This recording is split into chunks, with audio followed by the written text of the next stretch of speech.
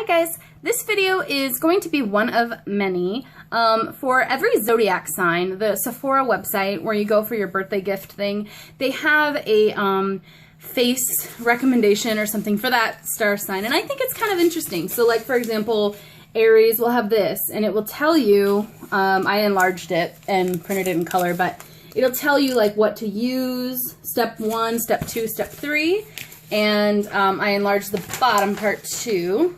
And that will give you more details on the products they used. So I'm going to try to find these online if I can to link them, but I just went ahead and printed all 12 months, and since we're kind of at the cusp of Leo and Virgo, I thought I would start with Leo today and maybe I'll do Virgo tomorrow.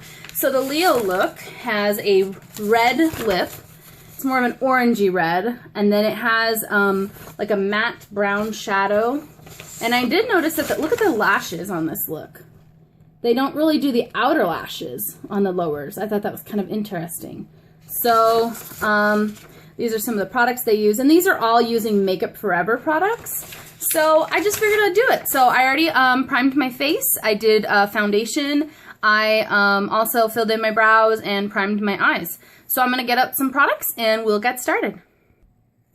Okay, so the first thing I'm gonna do is, if you notice on the picture, they're really doing a darker brown blush, like not even really a pink tone at all, and it's staying on the outer part of the face. So I'm going to do it out here, and I'm going to resist the temptation to use a blushy pinky color. So this is the Too Faced Chocolate Soleil bronzer in medium deep, and it's just a matte bronzer. So I'm going high on the cheekbones because we're trying to make it look like that look.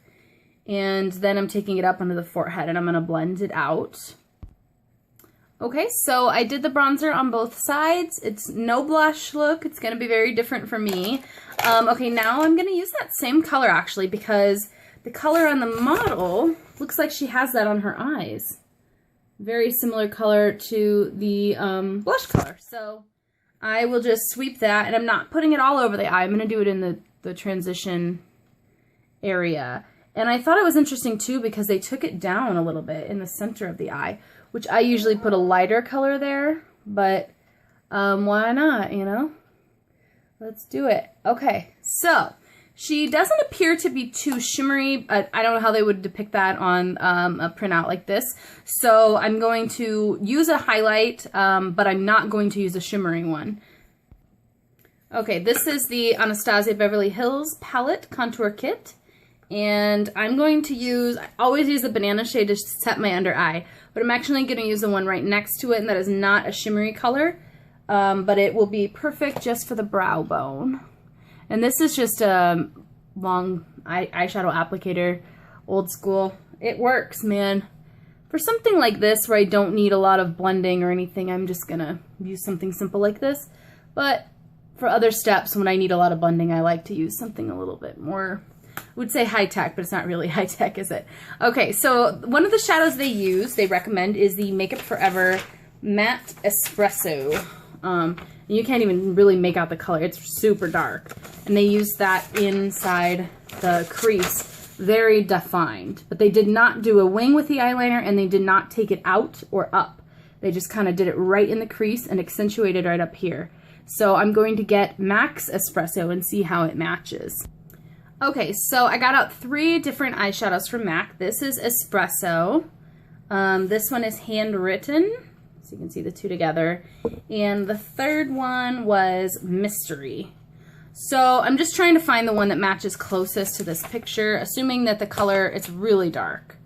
I think I'm going to go with the color Mystery. So I'm just going to put that in the crease with a more defined brush. This is a skinnier flat brush, and like I said, I'm not taking it out too far or up, just a very defined cut crease here. And actually I feel like it might look better if I use some Fix Plus, so let me grab that. If you've never used Fix Plus to get an eyeshadow pigmented, there's a great demonstration of it. It really is a help when you're trying to get a pigment from an eyeshadow that maybe not come off super dark at first, but anyway, it does do the trick. So mostly just a cut crease. I'm really taking it in there and trying to stay above that line to make sure I keep that defined above the crease line. Okay, so if you're wondering what is going on over here on my cheek, the puppy got me. It kind of carried over to my nose too, but I was hoping it would be covered up by the makeup, but it isn't. Alright, so I'm going to just blend that out, but not down. I'm going to blend it up because I do not want any of that color to get down onto the nude part. Okay, speaking of the nude part, I'm going to be using Max Grain, which is right here. It's just going to be a nice, it's not real shimmery, but it's just going to give that nude look. It's very strange to wear a look like this for me where there's nothing in the outer V, but I think it's kind of cool too. This is Omega, and I'm just kind of blending out that brown even more with Omega. Alright, so the next step appears to be some light eyeliner. It looks like black in the lower lash line. So I will be right back. Okay, so I lined the lower waterline with some black, and this is the NYX 2-timer, where it has a felt tip on one end and a kohl liner on the other. I'm just really trying to stay real close to the lash line. I almost don't want it visible. So I think that is about all I needed, and it's strange for me not to wing it out at all. I'm going to kind of smudge that a little. Okay, the liner is done, and then it looks like she has a little bit of smoked outedness, you know what I mean, in the lower lash line, but not on the outer corners. So I am going to use that same dark brown color that we just used for the crease on a small angled brush. And I'm only going to put it on the inside part of the eye. Not inside, I mean the inner half, not each outer part. I knew what I meant. You're like, you're putting that in your eye? What? Okay, I'm just taking a big fluffy brush. This is the e.l.f. Flawless Concealer Brush, and I honestly really like it. I'm not loving my foundation today, and that's that Sephora 10-hour wear stuff.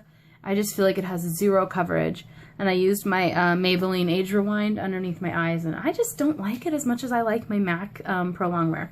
Anyway, so the picture looks like it has mascara on both sets of lashes, so I will do that and be right back. Okay, so I just did the mascara on the inner part, or the center part of the eye on the lower lashes. Kind of a different look. I actually have really strong like lower lashes for some reason, but not upper lashes, I don't know. And the last step, it wants you to use a lip liner, which I never do. This is my Givenchy Le Rouge Lip Color, Intense Color in number 306, Carmen Escarpin, I think, something like that. And it is an orangey red. I love this color. I've held it and held it and waited till I got my braces off because I really wanted to rock it with confidence, and I feel like it really has started to look better now that I don't have the braces. I put it on several times in the house, but I've never actually walked out the door with it. So that is the look. If you can tell, a bronze cheek with an orange red lip, a black, like dark cut crease, and more of a stronger brow than I'm used to, and an orange red lip. So this was the Leo, the lifted lash look, and I will be doing the next series in my my Zodiac sign series will be the Virgo for August, September. So stay tuned if you want to see that. A very, very dark burgundy lip, a vampy look for the fall. I will talk to you guys later. Thanks for watching, and don't forget to subscribe if you're not already. Thanks. Bye.